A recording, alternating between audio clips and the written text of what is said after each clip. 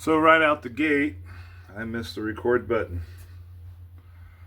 And all I've done so far is cut this little piece off here. Made a couple relief cuts. Let's keep going. I know we're recording now.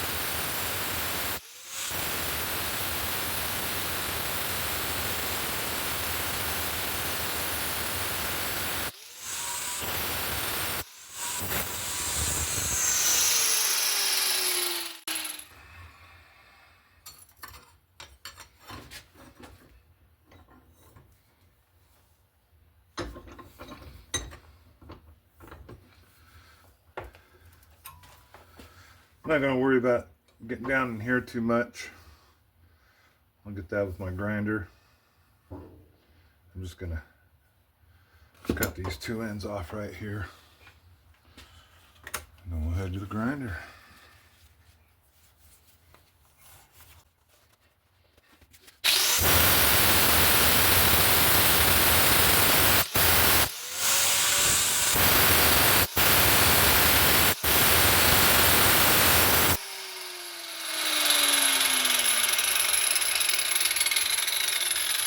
So something I want to bring up, this is your first time doing stock removal. When you're coming up close to your line, you want to make sure your grinder, your cutoff wheel, since it's round, is in the middle of your tool. If you're like this, where this is below where you're cutting, and you come up to that line on this side, on the other side, you're well past that line. So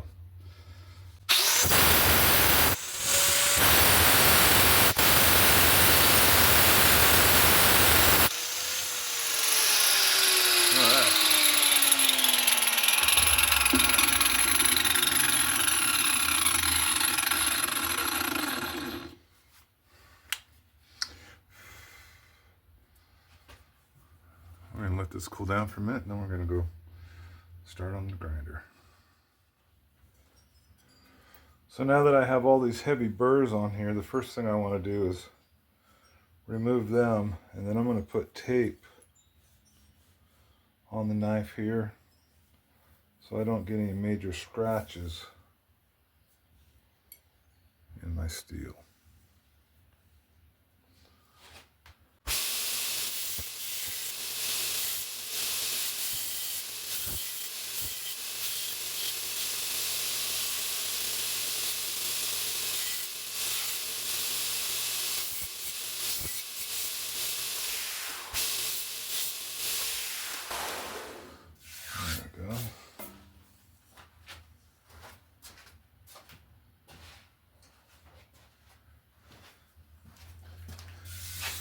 Now I'm just going to throw some painter's tape on each side so I can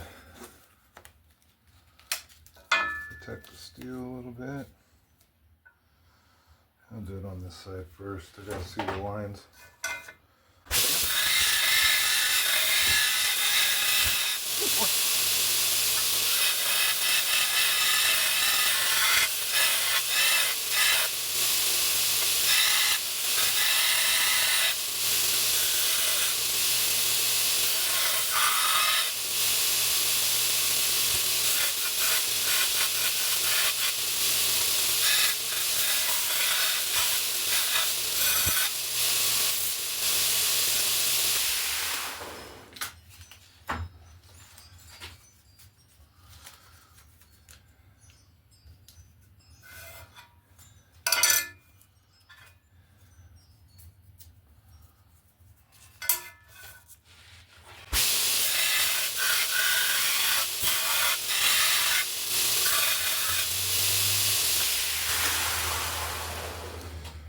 And a lot of guys will say, oh, you can leave those little cut marks in, they'll be okay.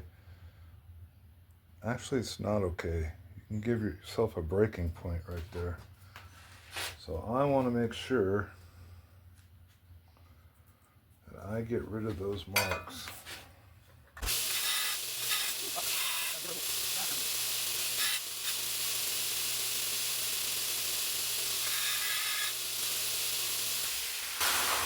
My glasses are fogging up from my goggles. Let's see, we still got a little cut mark in there. I need to get rid of that. Not going to allow that to be in there. And I don't want to square off the corners. Of course, this corner is going to have to come down a lot more. Right now, I'm just getting rid of things I don't want.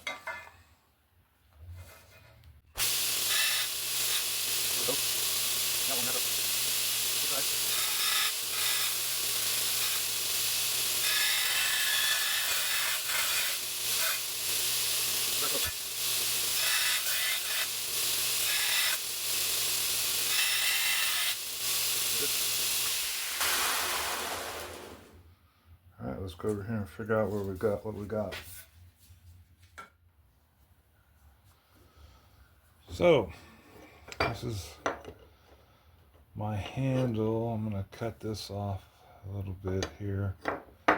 Probably going to have to heat this up and give it a little bend.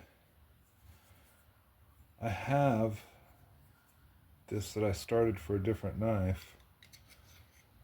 Happens to be the same with the steel. Gonna have to come down and cut it down just a little bit more, but I think it'd work out real good for this knife actually.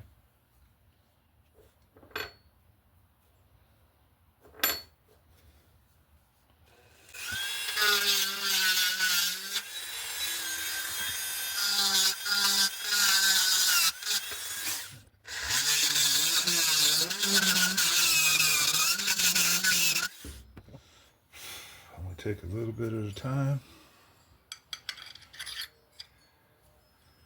You can always shave off more. It's kind of hard to put it back on.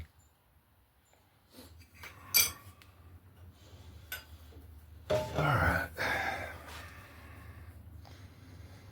I'm gonna put that whole bit right there. Yep. That right there.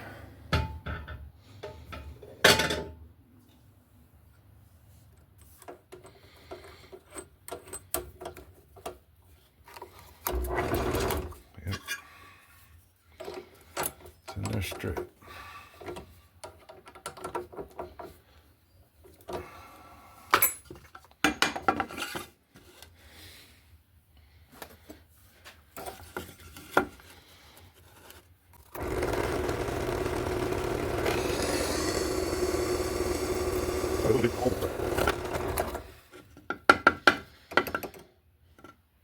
It will work. Head back over to our cutting wheel. Now before I do this, you might be asking yourself, couldn't I have just done this in the first place and avoided the drill? I could have. But I do not want to leave a squared off edge up here. I want to make sure it's nice and rounded. It has to do with causing a snapping point. With it round like that, it makes it a lot stronger than if I had just squared it off.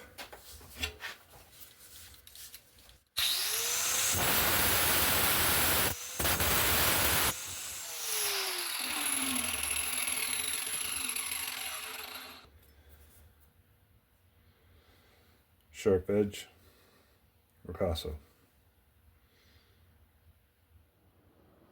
So I got this drilled out.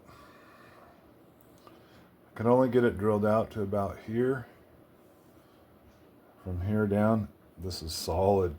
I cannot get the drill to bite and push through anymore, and I don't want to crack out the antler. So I had to take about that much off my Tang.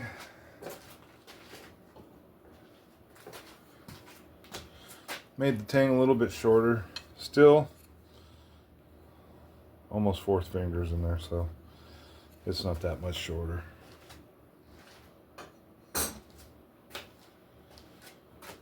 But this needs to be stabilized, and that's what we're going to do next. Cactus juice.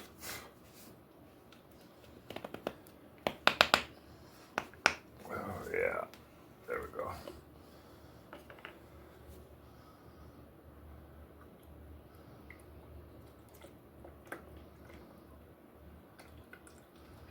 Oh, please have enough to fill this in. Oh, we're gonna make it. We're gonna make it. We made it. We made it. Already air coming out of there. Now, I know a lot of guys don't drill theirs out till after they stabilize it. That's a lot more resin we don't need to drill through. So this way I can stabilize it. I'm gonna put it in here for 24 hours,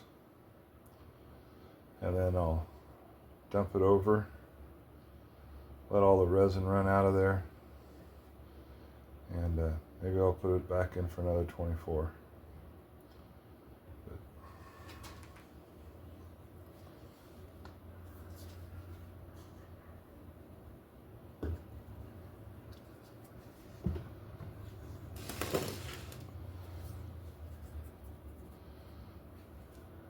Make sure I got a good seal. And of course I gotta close it.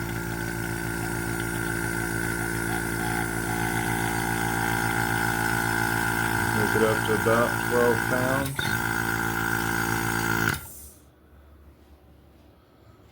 And it's already getting some pretty good bubbles in there. If you can see, I don't know, might be a pretty good glare on there. Now we just hurry up and wait. So today I increased the pressure about 4 hours after I did the initial pressure. And I increase it a little bit at a time. If you go in here and just throw 25 pounds of vacuum at it at once, all you're going to do is cause a big mess in your vacuum chamber. So it's settled down a little bit. We're going to go to our final place, and that's going to be 25 pounds, I believe, 20, somewhere in there. Another 5 pounds.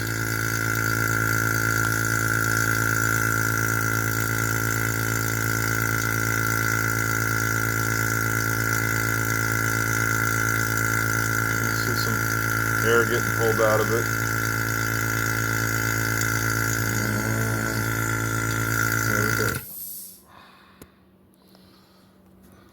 Awesome. But yeah, every little step like that. And now we'll let it sit. It'll sit for about 35 hours now. And be good to go. So this morning we're going to start our bevels. I took some black Sharpie. Made a nice coat across this. I cleaned this up a little bit just so I have a smooth surface to make a line. I'm going to lay this down nice and flat on my work table here.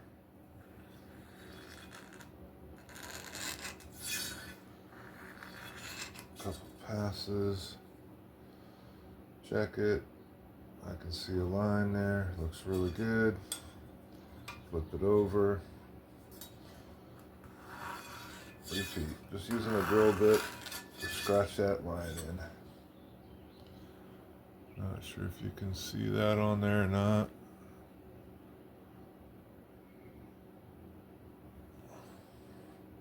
But I can, and that's what's important. So I have my angle gauge zeroed out. And then I'm going to place it up on here, and I'm going to see what the angle is. I'm aiming for a 2.8 3.0, which that's 4.0 3.9. That's a little bit off of what I want.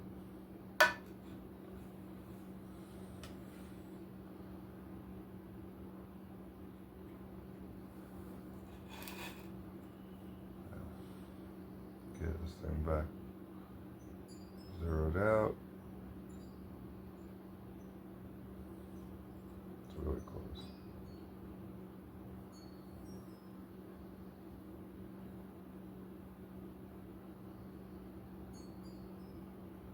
Doesn't take much.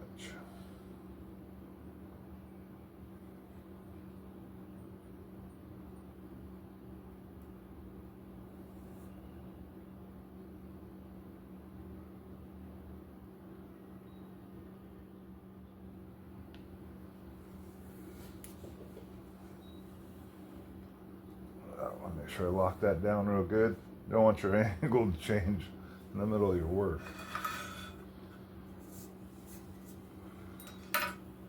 So this is my own build. There are many like it, but this one is mine. Oh, yeah.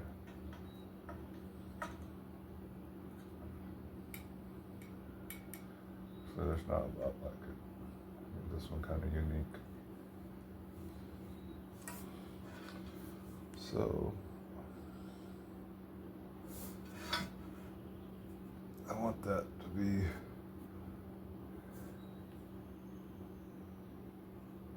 pretty much straight up and down on there, or where I'm going to come in.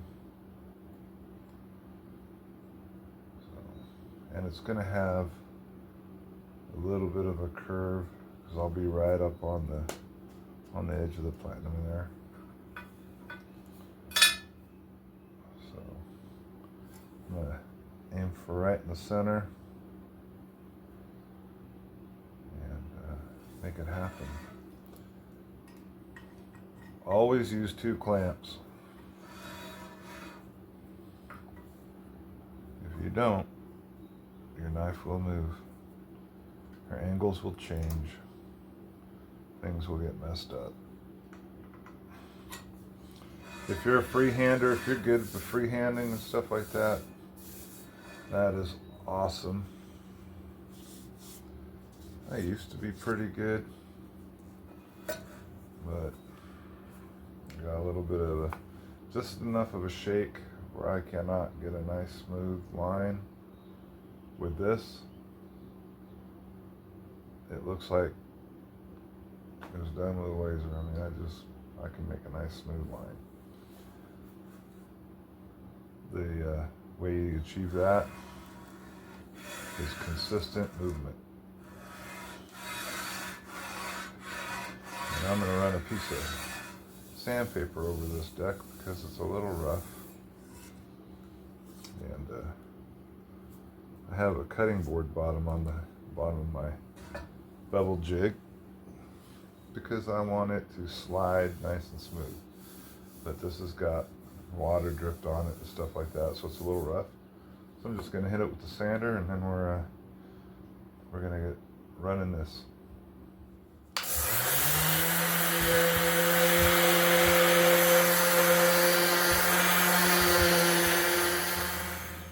Let's do this. See our belt running through.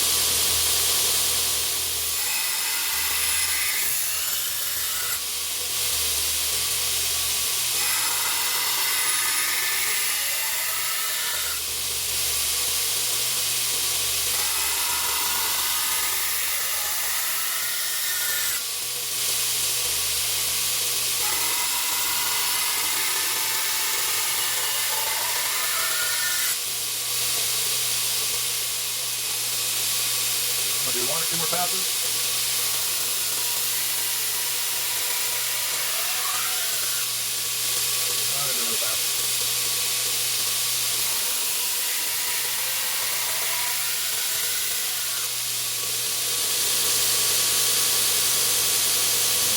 looking pretty close on the end there.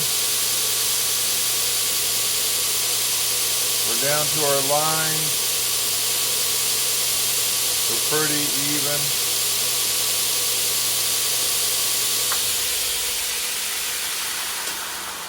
We're ready to harden this thing up. I'm not going to harden the handle, so that's kind of warm. I'm not going to worry about drilling. I won't drill until we get everything put together, and then I'll know where it's at. I want to make sure I drill in the right spot, you know.